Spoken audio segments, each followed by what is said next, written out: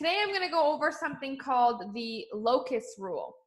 And the locus rule is something that I've always known about and kind of felt to be true, but I never actually knew how to, like what to call it or put it into words specifically, but I always felt it. And coincidentally, recently, I just saw a video that was able to perfectly put what I was feeling into words. So that's what I want to talk about today, and that's the locus effect, or the locus law, or the locus rule, whatever you want to call it.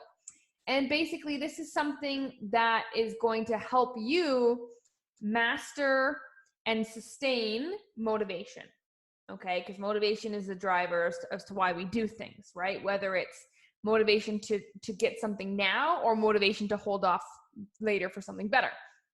So to best show you kind of what the locus rule is, there was a study done in a school, okay? So there's a bunch of kids, and they were all given puzzles, really difficult puzzles by their teacher. And at the end, when the time was up, all the kids were given A+, okay? Regardless of how they actually did. And then what they did was they divided that group into two. And then they told the one group of children that they got the A+ because they are smart and they are gifted. And then they told the other group of children that they got the A+ because they worked hard for it. And then after that, they then gave 3 new puzzles to each kid. One easy, one medium, and then one really, really challenging. And what happened after that was super, super interesting and explains a lot. And you maybe have fallen into one of these two groups, depending on how you were raised.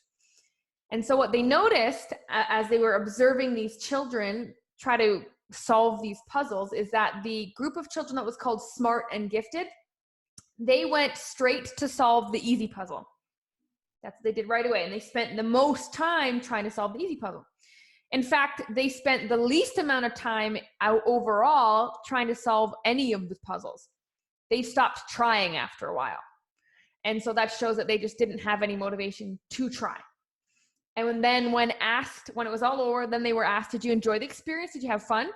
The smart and gifted kids said, not really, no.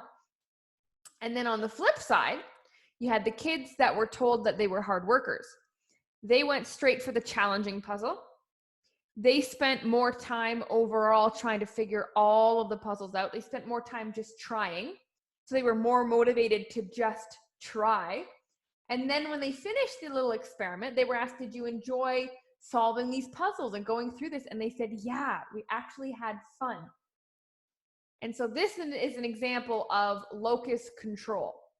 And basically what that means is locus control is the degree to which you believe you are in control of your life. The degree to which you believe you are in complete control of your life. So the kids that were told they were smart, that's considered an external locus. So basically, what they were taught or conditioned to think is that there are external factors that determine the outcome, right? They weren't born, they were just born gifted and born smart. They had no control over that. So external factors beyond their control determine the outcome. That's what that says. That's what happens when you just have this external locus, this external drive. Now, the children on the flip side who were told they were hard workers, they had the internal locus. They had this internal drive because they got validation that their own actions determined the outcome. What they did determined how they did. What they did determined how they do. And so really, that right there is the key to motivation. That's it. It is knowing that you have control, like fully believing you have control over your life, and that you are responsible for everything that happens to you. That is the key to motivation. Why is that? Well, if you were on the flip side and you had external motivation your whole life, and you believe that things were out of your control and you didn't have, it didn't matter what you did, things would still happen. And, there's unlucky people and there's lucky people and life's just hard, right? And things just happen to me for some reason. I'm the unlucky one. If you believe those things, even like a little bit, right? There's levels here. If you truly believe even in one area that life is out of your control, then why would you even try? Why would you even try if it didn't matter what you did, the outcome wouldn't change? And so if you're struggling with motivation in an area or holding on to motivation long enough to make good decisions to get good results, it is because there's some area in your life, which is what you have to sit down and analyze, where you think it's out of your control. And if you truly believe, even if it's a little bit in this area over here, then you're not going to want to try. So of course you're not going to do it. And that manifests subconsciously. So we're not sure why we don't want to do it when we know we should be doing it, right? There's a difference between knowing and doing, right? We know we should eat healthy. Why did we eat the piece of cake? We know we should work out. Why did we sit down on the couch? There's a difference between knowing and doing. And it is knowing that you are in complete control and responsible for everything that happens to you, because then you are actually going to put forth the effort to make it happen. Okay, if you find it hard to put forth the effort for whatever reason, it usually always boils down to you don't think you have full control, or you don't think that you're powerful enough to make that big of a difference. It's pretty heavy, eh? And I can tell you based off of like one question that I ask to all of our ladies, who's going to be successful losing weight and who's not. And this is going to go for you too. If I were to ask you the question, so every time I sit down with a client, whether it's on Coach's Corners or it's on group sessions or it's one-on-one or I'm in a prospect meeting, and they didn't lose weight. They didn't lose weight that week. And I ask them, what happened? Why didn't you lose weight this week? And there are two answers. And this will tell me automatically who's going to be successful and who's not. Now, there's the one person that will say, oh, it was raining outside, so I couldn't go for a run. Oh, I worked late, so I didn't make time for it, and I grabbed something on the drive-thru on the way home. Oh, I got into a fight with my husband, and I was in a bad mood and just had to go to bed. Right? The excuses. Now, are all of those things obstacles? Hell yeah. But are they the reason you're going to give everybody else and everything else the power as to why you're not achieving your goals?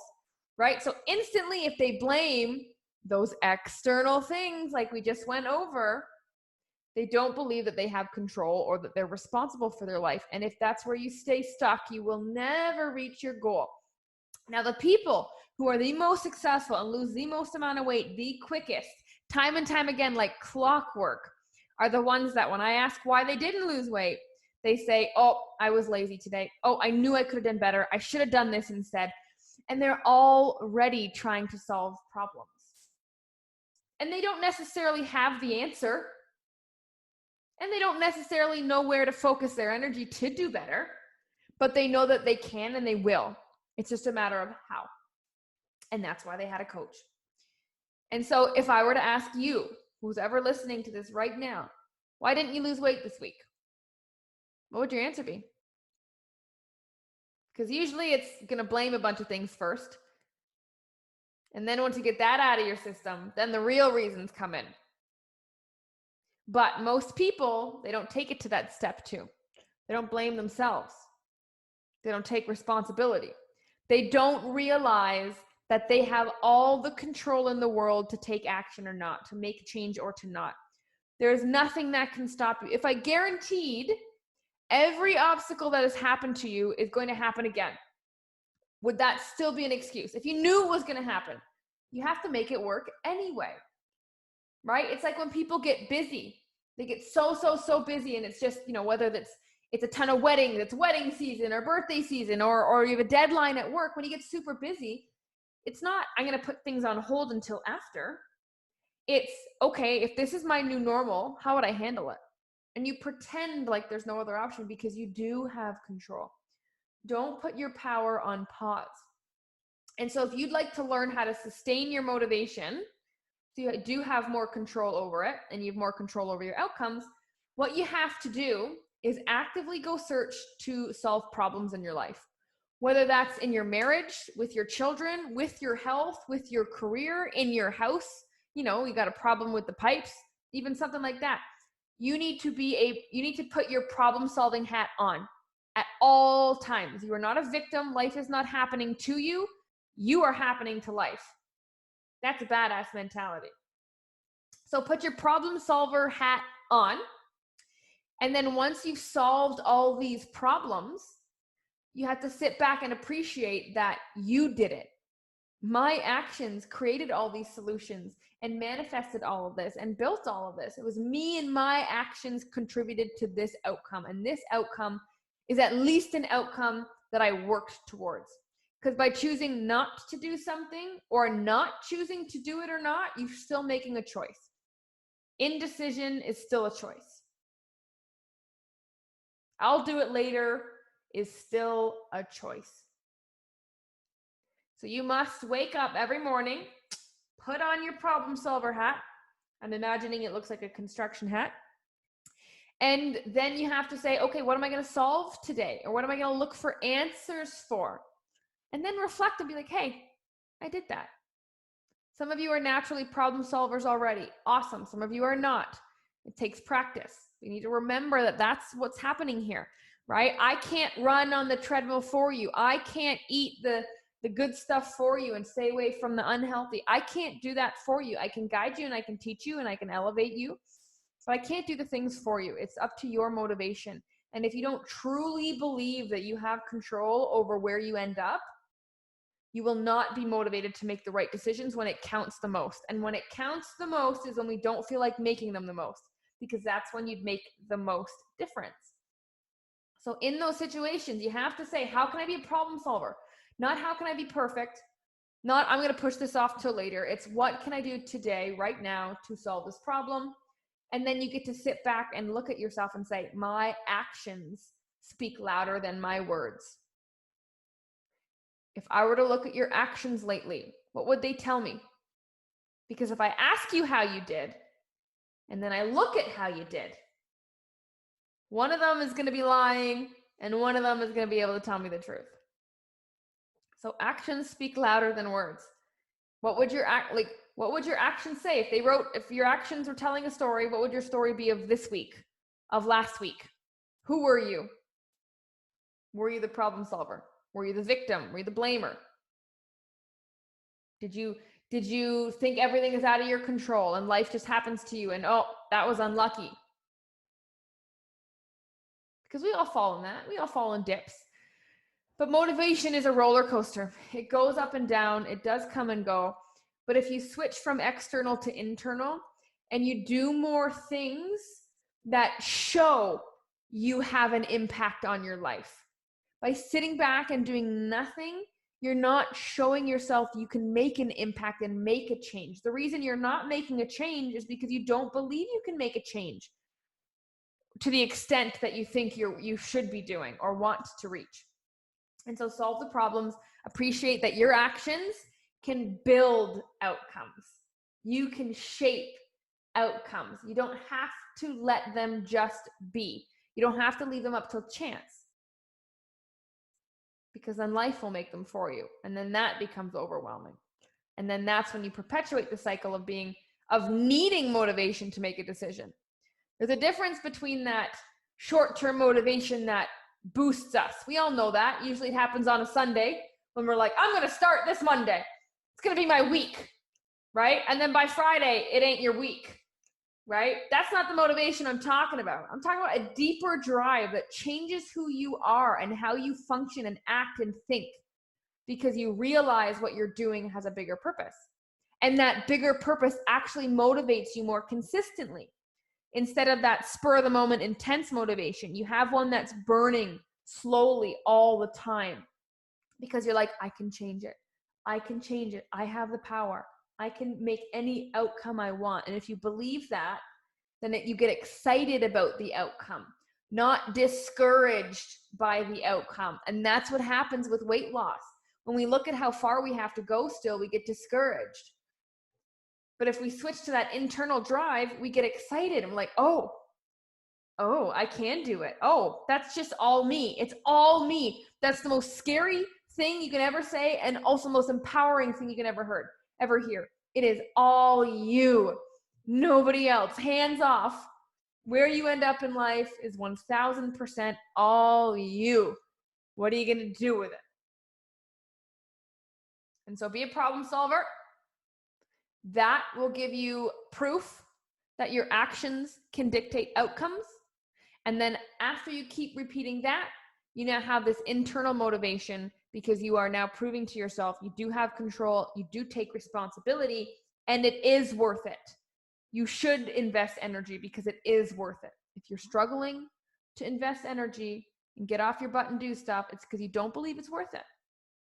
Or you don't believe it's worth it more than the other thing that's distracting you.